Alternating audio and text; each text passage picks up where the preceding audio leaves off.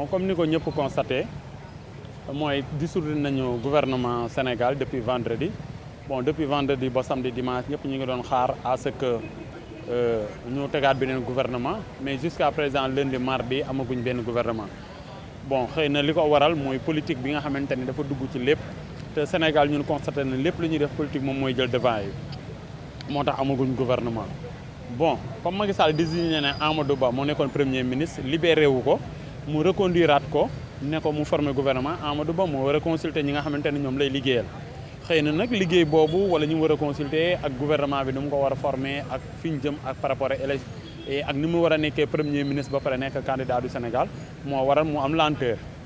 Bon xëy na nag jaaduwul ci un pays sérieux pays démocratie bi nga xamante ne dañuy wax ne administration warul taxaw mais nag ñun dañoo war a xam ni ñun Sénégal moom politique bi moom lépp mooy privé ci lépp moom mooy jiite ci lépp lépp loo xamante ne day am politique il faut que fee couleur am mën cee feeñ loolu moo waral lii am mais en attendant comme li ci des bëriwul mën nañ koo xaar d'ici tey mardi ou mercredi mu pare bon comme 5 mois tamit moo ci des ñu dem ci échéance yu bees fii Sénégal dañuy obligé rek muñ lu fi nekk ñu xam ni loolu la. waaw dissolution gouvernement bi c'est logique parce que à quelques mois des élections gouvernement bi lu ci ëpp gouvernement de technocrate la te xam nga gouvernement de technocrate am nañu xam-xam waaye amuñu base politique mënuñu gagner élection te Macky Sall li mu bëgg mooy élection yi dans 3 mois ñu gagner ko donc pour mu gagner élection yi il faut mu teg ñoo xam ne am nañu base politique les gouvernements bi mu soxla.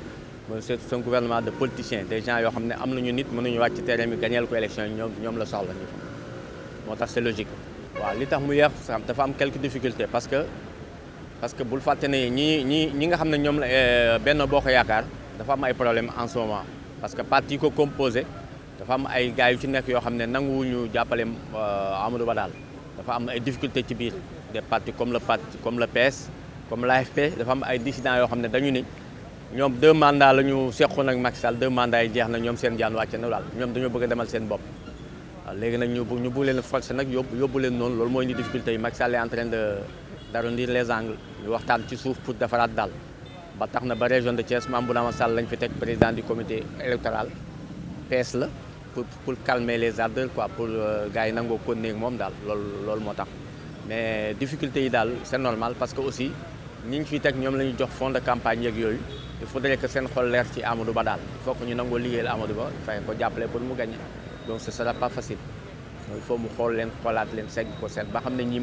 ils font l'affaire moo tax il prend son temps waaw mooy ñi nga xam ne ñoom ñi am base politique comme ñi nga xam ni ñoom seen localité ils sont indéboulonnables pour ñu gagner leen foofu problème la boo jëlee dëkk bu mel ni Thiès actuellement quelqu'un qui peut gagner ici Ablaye Dièye c'est un des seuls qui est capable de gagner les autres moom mënuñu gagner dara fu ñu demee élection dañu la gagner élection yi passé Ablaye Dièye rek moo gagné ci Benno c'est le seul qui est capable de gagner bon boo jëlee ci région yi y a des gens yoo xam ne ñoom moom seen localité yi dañ fa yàgg a gagner comme des gens comme Aly Ngouille Ndiaye ay Linguère kenn mënu ko faa daaneel kii Sarr bi nekk Dagana Oumar Sarr bu Dagana kenn mënu ko dabulene bon des gens comme ça yoo xam dañoo am base dañ ko assurer moom loolu la soxlaatul technocrate soxlaatul des têtes pensantes il veut des gens capables de lui donner la victoire dans 3 mois. Bon, comme tout le monde l'a constaté au Sénégal, on a dissous le gouvernement depuis vendredi et depuis vendredi jusqu'à présent on attend un nouveau gouvernement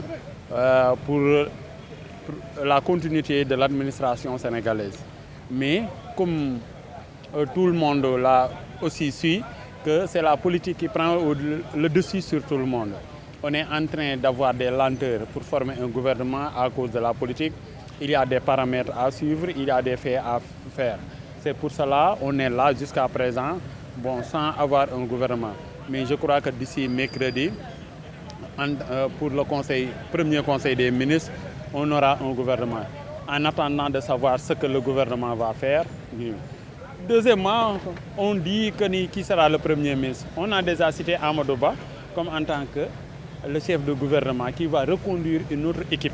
Quand c'est Amadou Ba qui sera premier ministre, il doit consulter avec qui il doit travailler et comment prendre les préoccupations des citoyens par rapport aux 5 mois qui restent avant les élections présidentielles.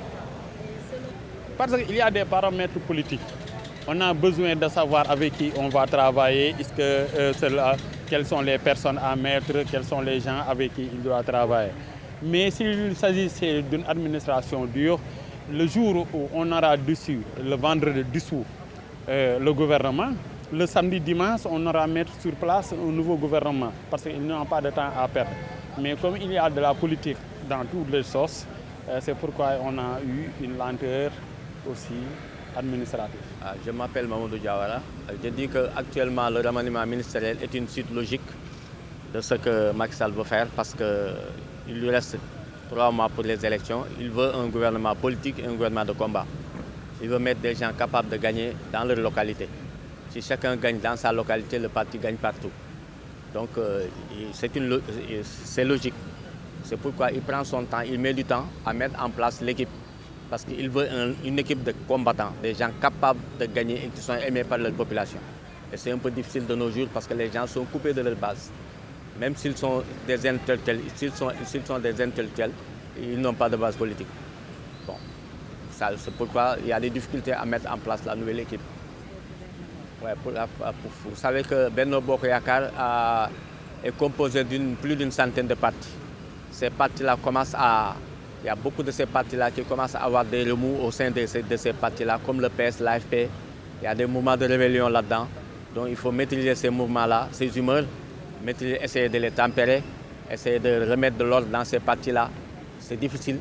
C'est pourquoi le président a nommé Mambouna Massal au niveau de la région de Thiès, qui est un responsable politique PS qui habite à Thilmakha.